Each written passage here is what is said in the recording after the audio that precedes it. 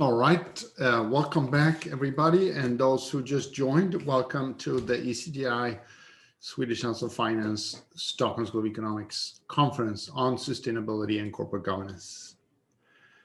We will now do one session at a time with a short break in between. The format is that there's an author of a piece of research who will present it, and then there is a discussant who will discuss it, and then there's a little bit of time at the end potentially for the presenter to maybe comment. Also, if you have questions from the audience, all the participants are welcome to enter it through the Q&A function of Zoom. And then if there's time at the end, I will be happy to read out a few of those questions. And so I can moderate that at the end if we have time. So please feel free to enter questions there. Okay, without further ado, I'm going to hand over to Lucian Bebchuk, who is presenting joint work with Roberto Tallarita on the illusory promise of stakeholder governance. And Lucian, I will intervene verbally when you have 5 minutes or so left, just to remind you. Otherwise, the floor is yours. Thanks a lot, Bo. Delighted to be here. The motivation for this work doesn't require too much discussion. As all of you know, there is growing support for what we call quote-unquote stakeholderism, the view that corporate leaders should give weight to the well-being not just of stakeholders, but of shareholders. Sorry, not just of shareholders, but also of stakeholders at large, and should give weight to them when they make business decisions. Examples of this growing support, many of you know, is the Business Roundtable statement from a year ago and the Davos World Economic Forum manifesto on stakeholder capitalism, and there are many other examples. We make two main points. First, we claim that stakeholderism benefits are illusory. Stakeholderism should not be expected to produce material benefits for stakeholders.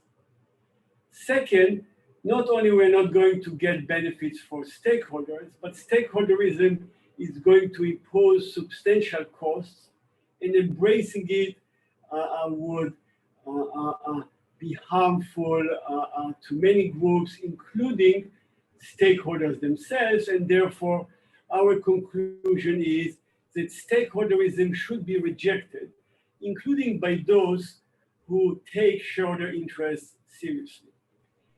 And I want to say a word about us being among those who give a lot of weight to stakeholder interests. There are some opponents of stakeholderism who oppose it because they believe that market forces or contracts are sufficiently protective of stakeholder interests. However, we, like many supporters of stakeholder capitalism, we believe and we assume for the purpose of our analysis that the externalities that corporations impose on stakeholders raise substantial concerns. But the reason why we come out against stakeholder capitalism is that we conclude that it would not provide a good way for addressing those concerns. Indeed, it would be counterproductive. And what we need are external laws, regulations, and policies, things like carbon tax or labor protective measures. Those things, rather than counting on the discretion of corporate leaders, should be the focus of those who care about stakeholders like our discussant, Colin, and ourselves. We should at the outset distinguish between two versions of stakeholderism. What is often referred to as enlightened shareholder value. Under this view, corporate leaders should simply recognize that treating stakeholders is useful and often facilitates long-term value maximization. Under this version of stakeholderism, consideration of stakeholder interest is simply a means. That's why we call it instrumental stakeholderism. It's just a means to shareholder value maximization. And therefore, this version is not conceptually or operationally different from shareholder value maximization. The version that is conceptually different, and the one that calls for most attention, is what we call pluralistic stakeholderism, which treats stakeholder welfare not just as an instrument, but rather as an end in itself, and believes that corporate leaders should have a plurality of independent ends and must balance those interests of the various constituencies. Let me start by saying a few words about the Business Roundtable statement. Because when it was issued about a year ago, it was widely described as a major milestone, was portrayed in the media as a major philosophical shift that breaks with decades of long-held corporate orthodoxy. But in our paper, we provide various pieces of evidence that suggest that the statement was mostly for show, rather than a signal of changing attitudes or of coming shifts in the treatment of stakeholders. Just to illustrate, here are two pieces of evidence. One is we conducted a survey. We contacted the public relations officers of all the companies whose CEOs signed the Business Roundtable statement to inquire whether the joining of the statement was approved or ratified by the board, because things that are significant generally are brought to the board for approval or ratification. And we found out that all but one company did not have the endorsement of the Business Roundtable either approved or ratified by the board, which to us is consistent with the internal perception that the statement didn't really require any meaningful changes in how stakeholders are going to be treated. Another piece of evidence is we reviewed more than 150 corporate governance guidelines that are approved by the board and that every public company has. And the review indicated that still at this point in time, even though a very large number of companies updated their corporate governance guidelines since the statement was issued, the language of those guidelines is still very much reflecting a commitment to shareholder primacy.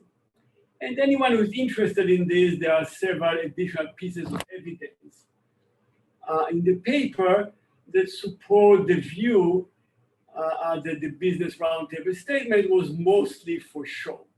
But I don't want to dwell on this, because putting aside the Business Roundtable statement, for us as academics, the more important question is, broadly speaking, should we expect stakeholderism to protect stakeholders beyond what would serve our shareholders? And because stakeholderism relies so critically on the discretion of corporate leaders, to answer this question, we need to resolve whether corporate leaders have incentives to benefit stakeholders beyond what would be good for shareholders. So in the paper, we conduct an analysis looking both at the theory and the evidence, including some evidence that we put forward. We look at the various elements like compensation, the labor market, the market for corporate control, and we conclude that there is a robust link between the interest of corporate leaders and shareholders, maybe not as close an alignment as scholars of corporate governance would like to see, but there is a robust link. And by contrast, the interests of CEOs and directors are not robustly linked with the interests of stakeholders. And therefore, an incentive analysis suggests that corporate leaders not only they don't have incentives, they have incentives not to protect stakeholders beyond the point that doing so would serve shareholder value maximization.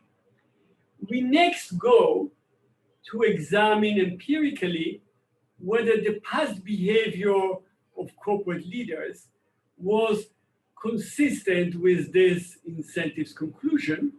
And we argue that a good setting for doing those tests is to look at the acquisition of companies in the large number of states in the US, where acquisitions are governed by constituency statutes, which do exactly what stakeholders would like to have, is they authorize corporate leaders to take into account the interest of stakeholders and not only shareholders when they are considering a sale.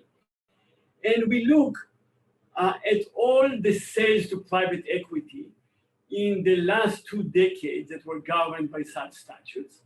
The paper presents evidence for the largest deals, and we have a companion paper for whom corporate leaders bargain that analyzes in detail each and every transaction in this large set. What do we find? We find that corporate leaders bargained substantially and with good results for shareholders, obtaining large premiums for them, and for corporate leaders themselves, obtaining both monetary payoffs and continued employment for themselves. But for whom corporate leaders did not bargain, even though the statutes expected and authorized them to do so, they did not negotiate at all for any constraints on the post-deal freedom of the buyer to fire employees, even though protection of labor was often cited as a major reason for the adoption of constituency statutes, and even though there is evidence that in fact there is significant reduction of employment after such sales, they did not negotiate for any protection of suppliers, customers, and creditors, other stakeholder groups that are often mentioned, or for the environment. And other than very few cases where there were cosmetic and legally unenforceable pledges, there were no protection for headquarter communities and against removal of headquarters. What lessons should we draw from this evidence? We argue that stakeholders must wrestle with the failure of constituency statutes, try to identify the reasons why those statutes did not deliver, and examine whether the same reasons would also not undermine stakeholderism, because as many of us know, George Santayana warned us a century ago that those who cannot remember the past are condemned to repeat it, and stakeholderism should avoid such pitfall. In our companion paper, we analyze in detail potential explanations for the failure of constituency statutes. We conclude that the most plausible explanation was rooted in the incentives of corporate leaders, and that stakeholderism should also be expected to fail to deliver because of the very same incentives. But we look also at alternatives. For example, might it be that the statutes did not deliver because corporate leaders needed to gain shareholder vote of approval? We find this is not plausible because we show that protections were largely absent, even in the subset of deals where this wasn't a constraint because the premium was large and the approval was approved by a very large margin over what was required. And in any event, shareholders' exclusive voting power should also be expected to constrain the ability of stakeholderism to deliver value. An alternative explanation, and Colin in his recent response to our paper that people who are interested in the subject might want to read. He wonders whether we can learn much from this experience, because maybe the failure of the statute was due to the shorter focus norms that prevailed in the past, but may be no longer dominate. But we document that corporate leaders did not deliver any value to stakeholders, not just in prior decades, but also in all the deals in the last 3 to 5 years in which pro-stakeholder rhetoric was very strong. The question then arises, maybe we could fix incentives. We took the existing system of incentives as given for part of our analysis, because stakeholderists, and you can look at the Business Roundtable or the Davis Manifesto, you see that they advocate relying on the discretion of corporate leaders without changing other basic corporate law rules like shareholders' voting power. But it might be argued, and then Colin wonders about this in his paper, that even if stakeholderism as currently put forward cannot be expected to benefit stakeholders, we should, as academics, focus on identifying and designing a broad reform, including some supplemental measures that would enable stakeholderism to benefit stakeholders. So in our paper, we conduct an analysis of whether this would happen if we supplemented stakeholderism with either a redesign of pay arrangements by tying them very much to ESG metrics, or by having stakeholders participate in voting on director elections. And we conclude that both types of supplemental measures would be very difficult to implement, would impose large costs, and that the benefits that they would produce for stakeholders would be doubtful and at a minimum limited. So therefore, this leads us to conclude that stakeholders should not proceed with advocating acceptance of stakeholderism until they put forward a concrete plan that would fix those incentives problems. Until now, I focused on explaining why stakeholderism would fail to deliver benefits to the purported beneficiaries, the stakeholders. But some of you might wonder, perhaps it wouldn't, it could only be a plus, maybe it would produce a significant benefit, but it can only move us in a positive direction.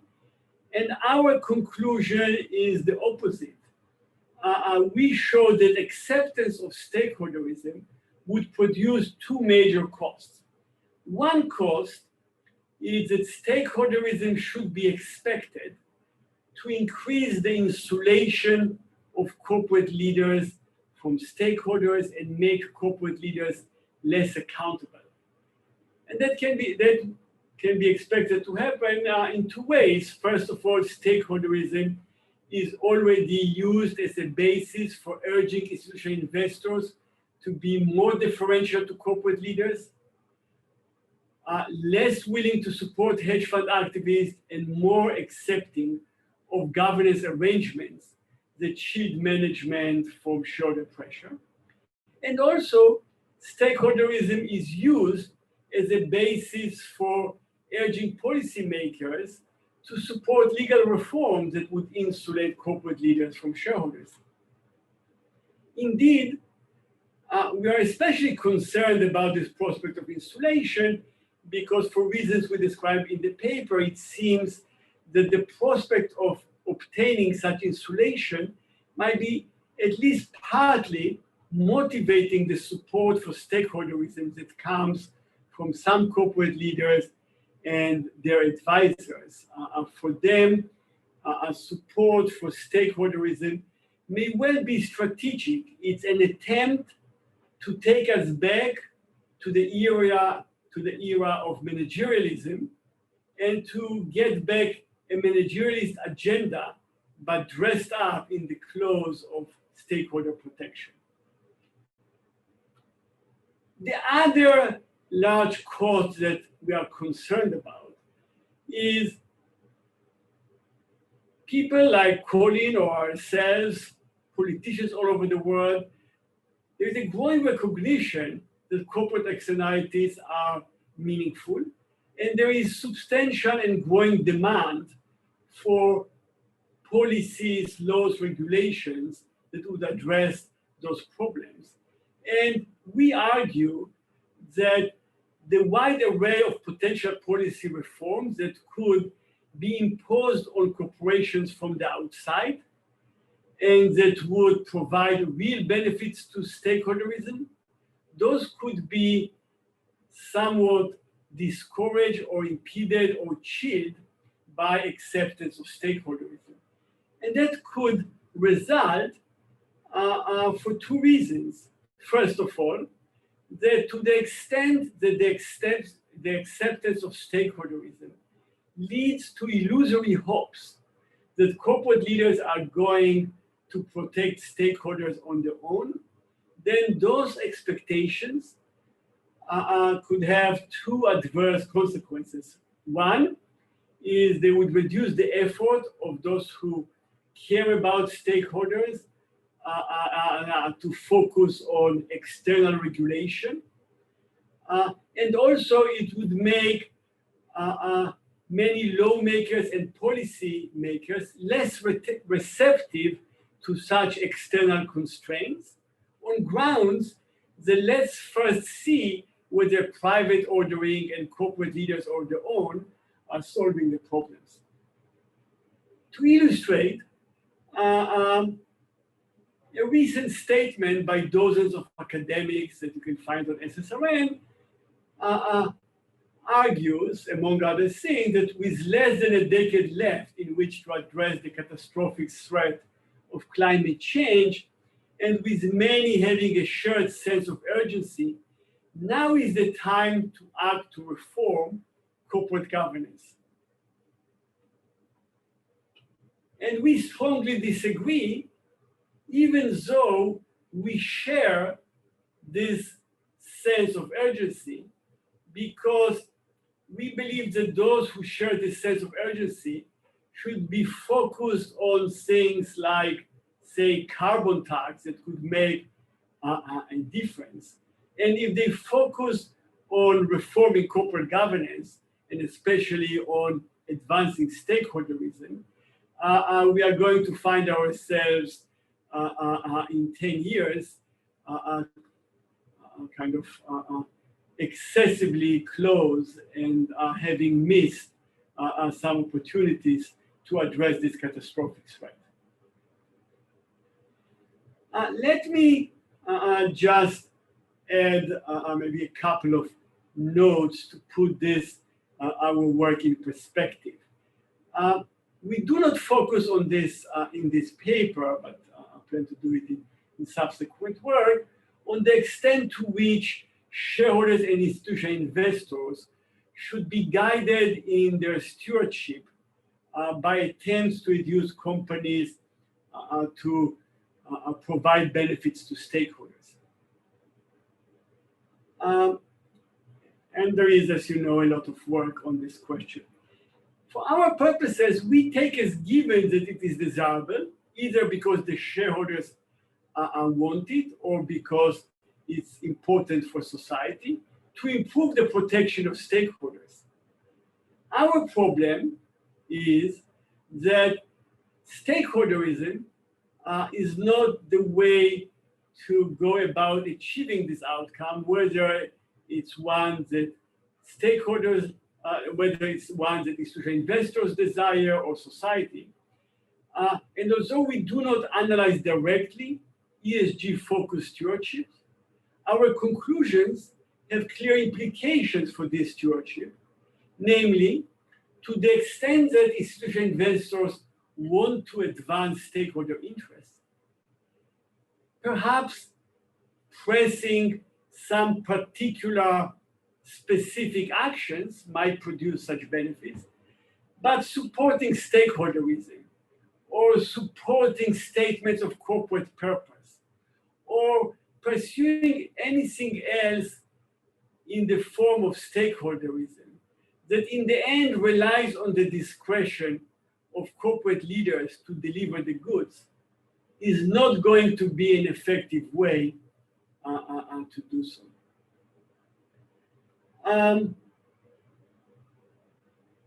Maybe let me also make a very quick note to place our work in the context of the substantial debate on the social responsibility of business in connection with the 50th anniversary of Milton Friedman's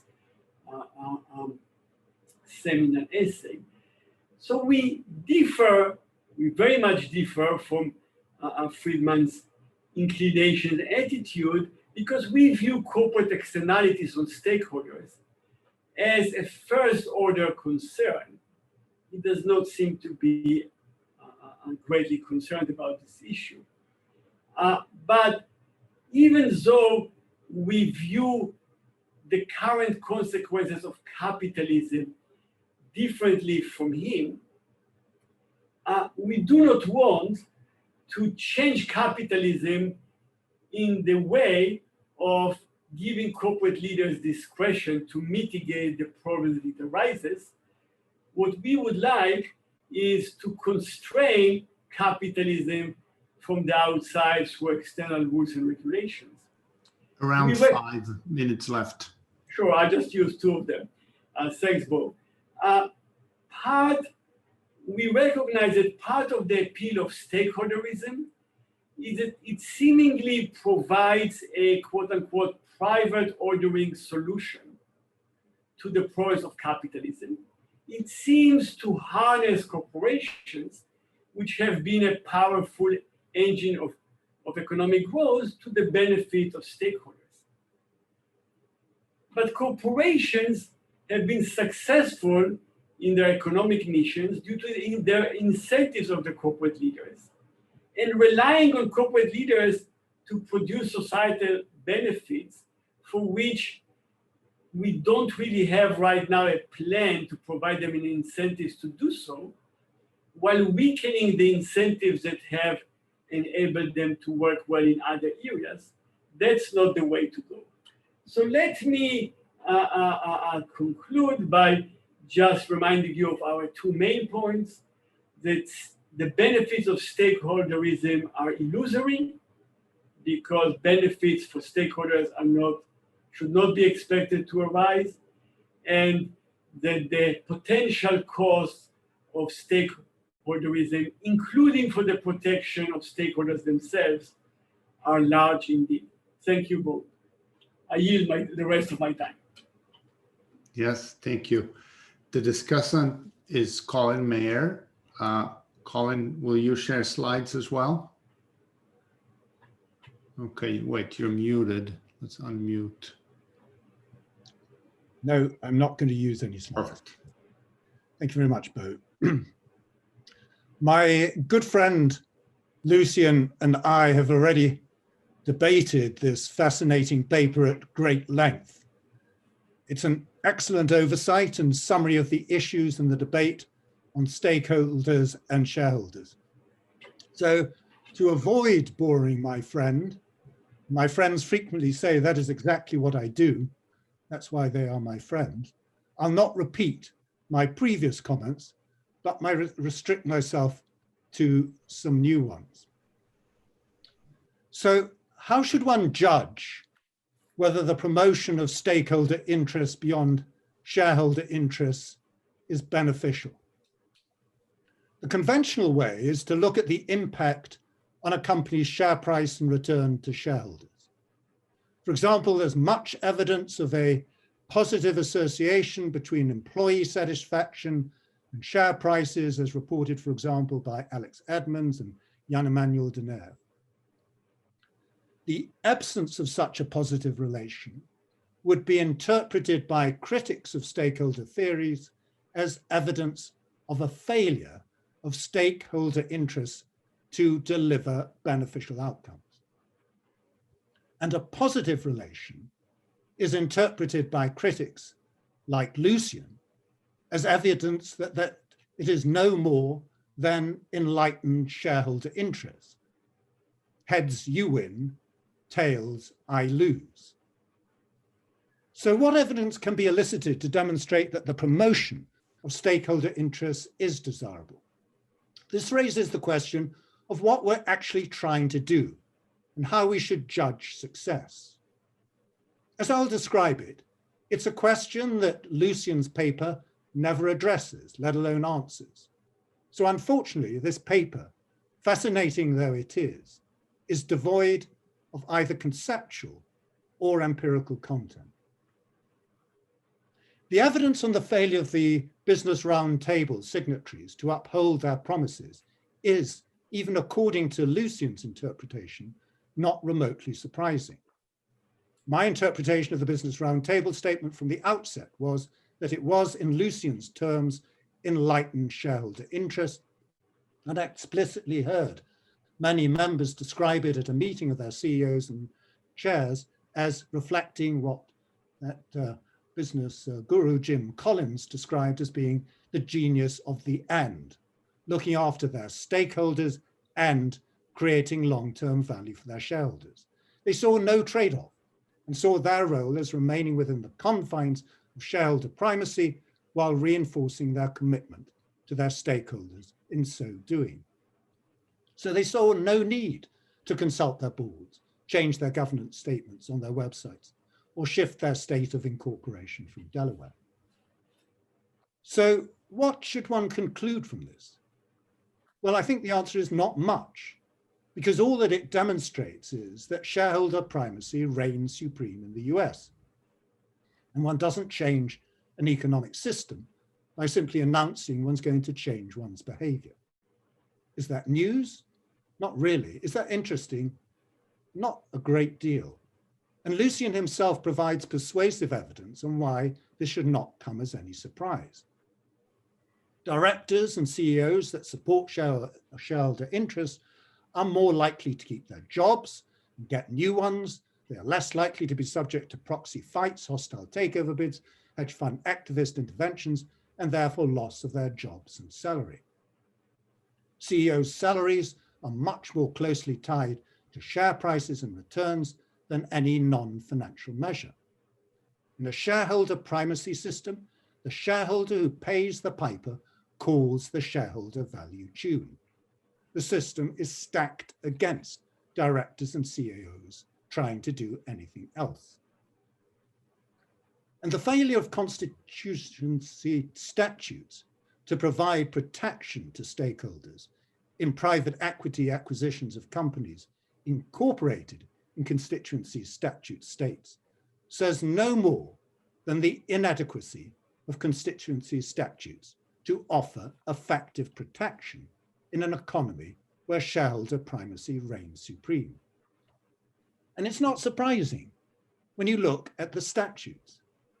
Take this one from Minnesota, which reads as follows: a director may, in considering the best interests of the corporation, consider the interests of the corporation's employees, customers, suppliers, and creditors, the economy of the state and nation, community, and societal considerations, and the long-term as well as short-term interests of the corporation and its shareholders, including the possibility that these interests might be best served by the continuing independence of the corporation. What sort of a commitment device is that? Apart from being verbiage, it sounds pretty close to the UK Companies Act, and indeed any shareholder or enlightened shareholder interest law. And notice that the statement at the beginning is may. There's no obligation whatsoever. It's not a must. May is mush. Must might have cast some muster. Lucian argues that it's impossible to change the system, and in particular to relate incentives to non-financial measures of performance. That's a curious statement from someone sitting in one of the strongest incentive-driven academic institutions in the world, where all of the metrics on which it's based are non-financial. Of course, he'll argue that business is different, only it isn't. Anyone who's worked in a business knows that the vast proportion of the metrics by which people's performance are judged are non-financial. Sales, customer satisfaction, collegiality, teamsmanship, etc. Lucian talks about climate and the fact that there are many ways of measuring a company's impact, CO2 emissions, global warming. But those are exactly the measures against which increasingly financial institutions managing not just one company, but multiple companies are being evaluated. They in turn will put increasing pressure on companies to do the same and exercise their business judgment in making the resulting trade-offs. Finally, he argues this is all just a smokescreen, a diversionary tactic for avoiding what really would help stakeholders, namely regulation. But what world is Lucian living in? If regulation could and had internalized externalities, do we really think that we'd be fretting about climate change, diversity, and inclusion? Does he recognize the problems that the globalization of companies such as Google and Facebook presents for designing effective regulation? The illusion is not one of the potential for reform, but the potential for the absence of reform and relying on the status quo. What the paper entirely fails to do is to provide any evidence on the potential for change and the fact that there are very different systems around the world that promote very different types of corporate conduct and balances of interest in companies. But it's not just that the paper provides no evidence on the question that needs to be answered. Still more seriously, it suggests no way of evaluating whether such a change is desirable. What is good for Lucian? He clearly is genuinely concerned about stakeholder as well as shareholder interests, but he offers no way of judging whether the shareholder primacy model with regulation delivers that. And many people think it doesn't and believe that other systems could do better. And with good reason, because corporations are products of the law and therefore can be created in whatever form the law wishes them to take. The fact that it's perfectly possible to establish publicly promoting corporations is evidenced by the fact that that is exactly how they were constituted and operated for several centuries around the world, including in the US, as documented at the beginning of Lucian and Roberto's paper. The question is not whether it's possible, but whether it's desirable. And on this, the paper has nothing to say because it provides no criteria by which to judge this.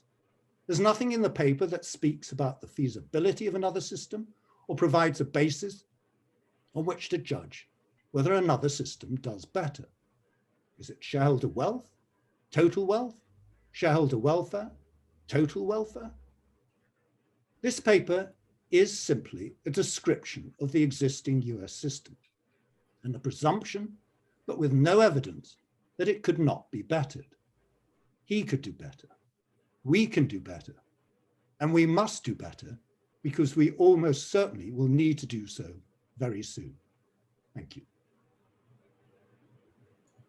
Thank you very much.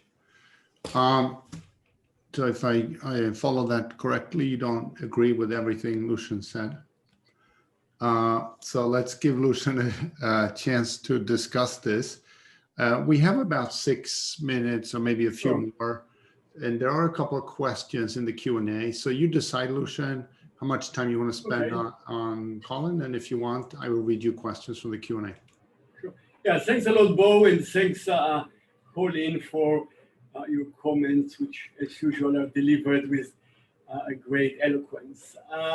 So a quick reaction, there was a lot in what you said. One is we don't say what is our objective or we might be focusing on shareholder value. No, we we try to make it clear, and let me state it here, that we start from the assumption that it's important to protect the interest of stakeholders. You can think about us as being, in economics, a social planner who wants to have a system that maximizes social welfare. So in that, we are with you. But the question is, how do we maximize social welfare? And I agree with you that we can design corporate law rules any way we want, but it doesn't follow that the way to maximize social welfare is to tell corporate leaders, you'll be the benevolent dictator and we give you discretion and we count on you to maximize social welfare. Secondly, you agreed with us that maybe not much should have been expected from the Business Roundtable. I note here that there was a massive number of observers, which we cite, that regarded this as a major historic milestone. So at least for them, our evidence might be helpful. But your view was, look, the BRT, the constituency statutes, I'm not surprised. They're not going to deliver because there isn't anything tight there. There is a lot of mush and people don't have incentives. And here we completely agree with you. The problem is that when I look at the literature of the people who put forward stakeholderism, including your own valuable work, it's not clear to me that the system you provide at this point does not suffer from those problems. Is it having corporations articulate a corporate purpose by which the public might judge them? Is that going to provide a tight constraint? You mentioned that we haven't shown that it's not possible to design a good stakeholderism system.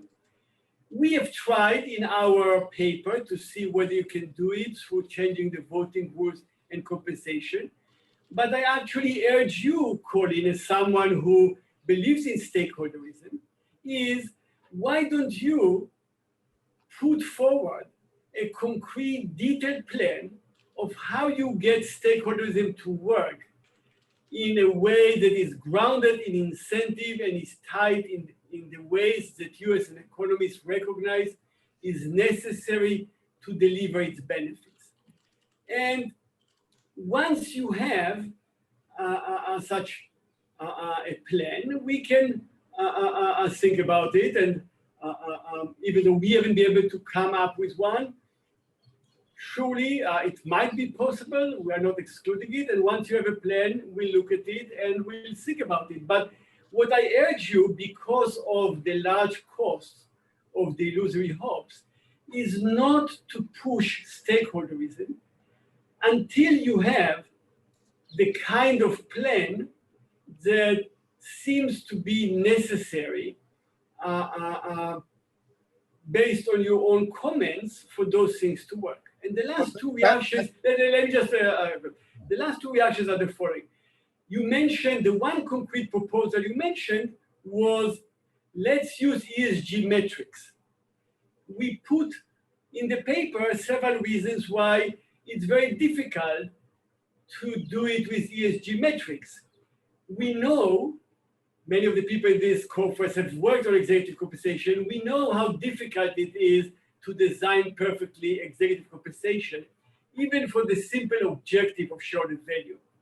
With respect to stakeholder metrics, there is first of all the problem of the multitude of stakeholders and combining them. And secondly, there is the problem of managers' private interest, which may mean that we have to worry that whoever is designing those metrics is not going to do it to benefit managers' payoffs, but rather to protect stakeholders. And as long as the So we need two things. One is good set of metrics, and two, a good system for overseeing the design of those compensation arrangements based on metrics. And we conclude in the paper that both things are very difficult. If you come up with a plan, it would be great. Last comment and a quick reaction. You, as well as others, are kind of concerned about the fact that we have political gridlock and some things are difficult to get through regulation. And you say various companies are fighting against regulation and there are vested interest in a way. And there's a little bit of a tension in this argument. Why? Because the very corporate leaders who are spending massive corporate resources to fight against regulation, you would like to count on their discretion to protect stakeholders. The two things do not live with each other well. And we also recognize that politics is a difficult route. But our conclusions about stakeholderism are that this is the only route that can provide meaningful progress. And we do have some laws and regulations in each of those areas, not enough, I agree with you, but we have them on the books. And the chances of us making progress in this direction might be chilled if people come to the view that we can rely on corporate leaders, or at least we should give a chance for stakeholderism to deliver benefits in the next 10, 20 years before we take other action to save the planet, combat inequality, and so forth. Let me stop here. Well, Lucian, we have set out a specific plan in the British Academy Future the Corporation program, which sets out what one's trying to do and how one gets there. And it's around the notion of corporate purposes as solving problems in profitable ways. And the measures for doing that are not the current ESG. Everyone recognizes the deficiency with those. What is being designed at present is a set of coherent measures that can be adopted by companies that would not be at their discretion as to what they choose to do. And secondly, to design an accounting system. And you say, well, it's impossible to do that. People were saying exactly the same thing about the introduction of a financial accounting system after the great crash at the beginning of the 1930s. It will happen, and it has to happen. And furthermore, it's not a matter of regulation having been watered down by the corporate sector. It's a matter of aligning interests of corporations so that the regulations that are put in place are those that promote purposes that are societally focused on those companies where it's appropriate to do so. Other companies should be able to choose their purpose. Yes, just a quick reaction, if Bo will allow me.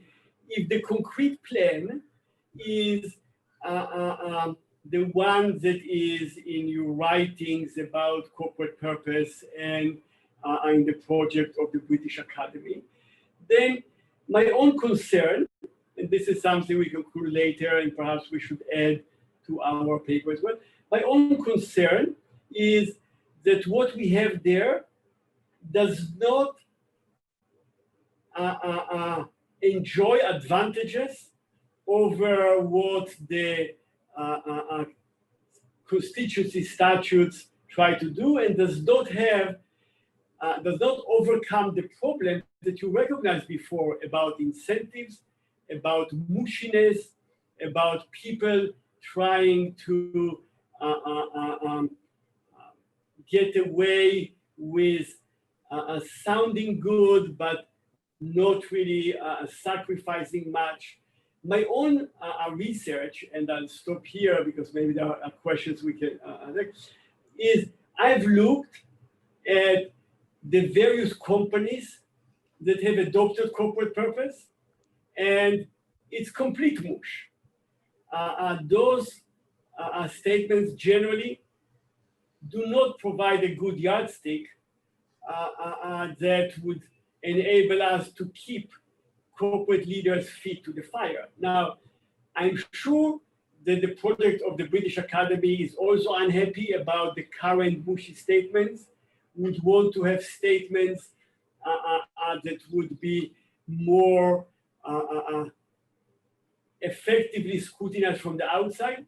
So once we'll have a system that makes it completely necessary for people to have statements that can be externally from the outside scrutinized in a way that would make them accountable and provide them with clear incentives to do it. Currently, with deference to your work on this, I'm not persuaded the project of the British Academy can deliver us to the Garden of Eden of stakeholder protection. Well, it can go a long way if you simply in corporate law replace may with must, and you measure outcomes not by the mushiness of the statement, but by the Here, and measure that before. We have to let me just say one bit. As a law professor, this is the one where if you just replace in the constituency statutes the word may with the word shall or ought or must, it would not have made any difference for two reasons. One, there are 3 statutes, as we mentioned in the paper, that have those words, no difference. And two, because of the way that courts defer to what managers decide, those things are aspirational. They are not enforceable, whether you say may or must. Those are aspirational and norm setting. So you can say may, must, or even any stronger term in the English language. It would not have made a difference. And indeed, in the 3 states that have this word, no difference in outcomes. Let me stop here. So this reminds me of what happens when I tell my students that they must prepare some text before class the next day. It kind of works on some, but not on others. Sorry, on a more serious note, I want to thank you both for a very interesting and lively discussion. It has been great to have you here. We ate up the break. So if Ian is ready, I want to hand over to the next paper right away with no Q&A and no further discussion. Although perhaps there's the opportunity to discuss these issues and Lucian's paper in other contexts.